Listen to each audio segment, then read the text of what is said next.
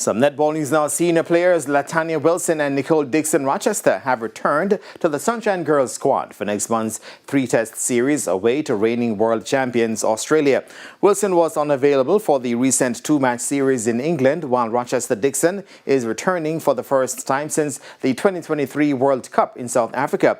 The squad, to be led by experienced goal shooter Shanice Beckford, is completed by vice-captain Khadijah Williams, Roxana McLean, Kimone Shaw, Kadian Dehaney, Crystal Plummer, Abigail Sutherland, Simone Gordon, Giselle Allison and Katina Sturridge.